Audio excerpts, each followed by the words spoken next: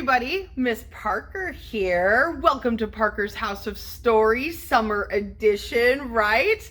Happy summer to you. I hope this video finds you well as always, okay? So today, I am coming to you with a special edition of Parker's House of Stories, and we are going to be talking about Juneteenth. Well, you may be wondering, what is Juneteenth? Okay, so it's actually the day of freedom, okay, for all slaves in our country back in 1865. And so, through Opal Lee, the grandmother of Juneteenth, we are going to read her story today, okay? And because it's a newer holiday, at least newer for the whole country, it's important to understand why we are celebrating Juneteenth. So, for story time, we're going to read the true story of the grandmother of Juneteenth, called Opal Lee and What It Means to Be Free. And the words are by Alice Faye Duncan, and the art is by Katura Bobo. And I hope I pronounced that correctly, okay?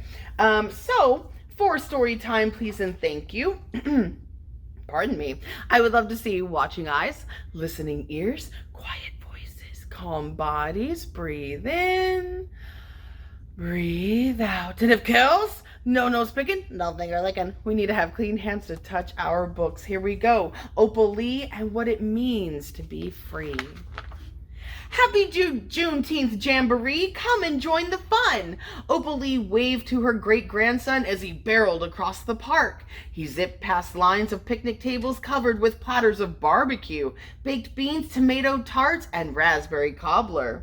He hurried past a leaping choir draped in purple robes. He danced a jig with cowboys playing fiddles, but they did not stop his flow. Buddy ran to the blooming tree where Opal Lee held court. Her braided hair was a silver crown. Her eyes were twinkling stars.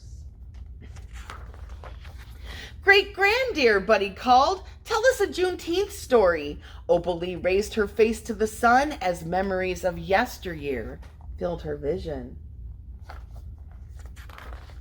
When she had been a Texas bud like the children at her feet, Granddaddy Zach told freedom stories on his wooden porch. As Opal Lee remembered his words, she lifted her hands and cheered, Juneteenth means freedom, and now it's story time. Then Opal Lee began. Once upon a blazing sun, black bodies were bought and sold like cattle. Black men plowed the fields, but were not allowed to own the land. Black women cooked the food, but were not allowed to feast on roast and ribs from the master's table. Black children cleaned the one-room schoolhouses, but were not allowed to read or write. Earning and learning were against the law. Slavery was a thief.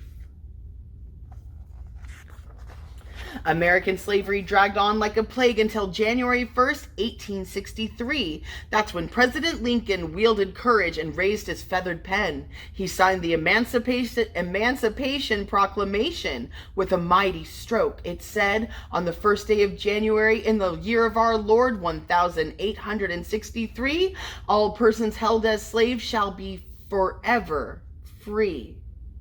Glory, glory, glory! Freedom was dazzling news like a bright, starry night. However, Texas was big and many miles away from Mr. Lincoln.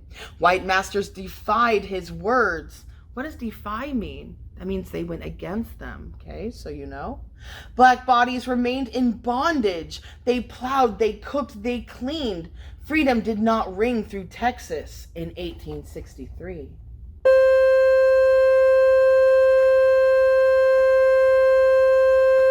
It was toiling times in the Lone Star State. For 2 years, 5 months, and 18 more weary days. Unacceptable, friends. Then finally, joy jumped up on dancing feet in the Gulf town of Galveston.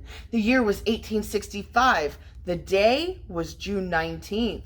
Gordon Granger marched through Galveston with Union Army troops. The general raised his booming voice and spoke these righteous words. The people of Texas are informed that, in accordance with a proclamation from the executive of the United States, all slaves are free. Can you believe they didn't know? Nobody had told them.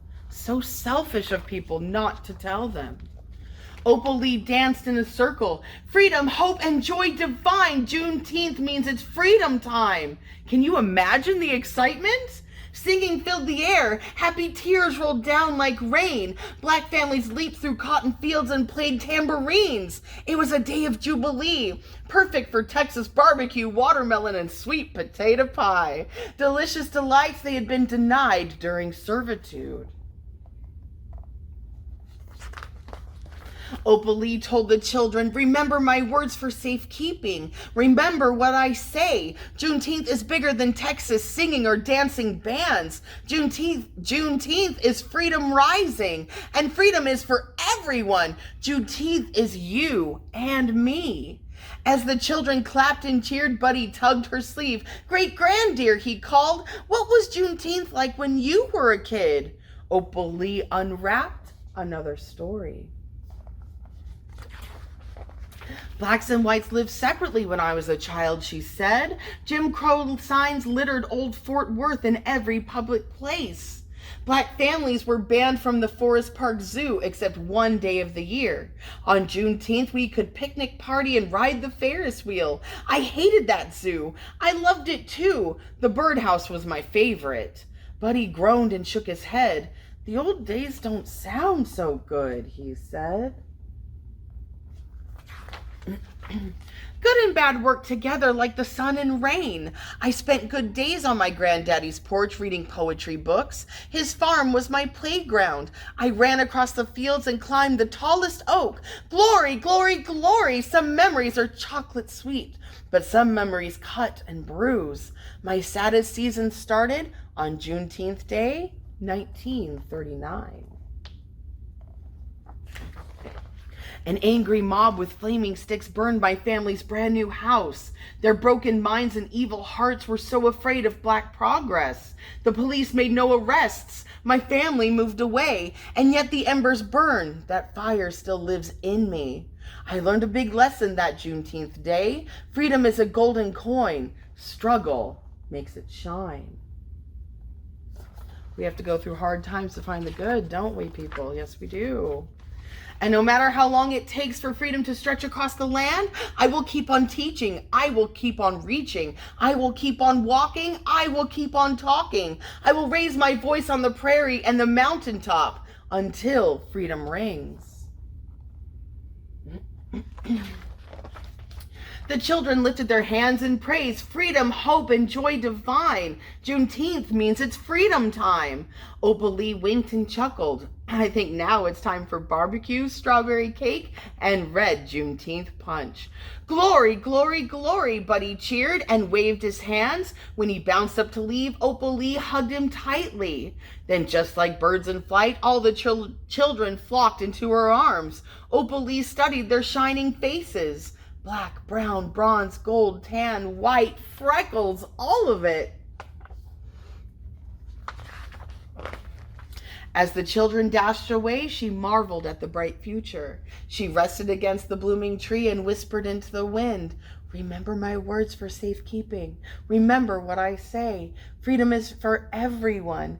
Juneteenth is you and me. And that's the end of our story. And something very cool about this book, it's a nonfiction book. So in the back of our nonfiction books, if you check this out from our library, it gives you the Juneteenth Red Punch Strawberry Lemonade recipe. It gives you a Juneteenth timeline that shows dates of how things happened. You can learn more about Opal Lee, the grandmother of Juneteenth. And of course, you can also look up all these sources from which they got information for this book. So nonfiction books are super cool and I love reading them to you, okay? So that is the end of our story, but that's not the end of our education about this topic, okay? There's a lot that surrounds Juneteenth, and the more you learn, well, the better you can celebrate. Isn't that the truth? Absolutely. All right, my friends, well, I hope you enjoyed story time today. Happy Juneteenth to all of you. Yes, a little bit late, but it's never too late to understand, educate, and celebrate. All right, I'll see you guys next time on Parker's House of Stories. Bye, everybody.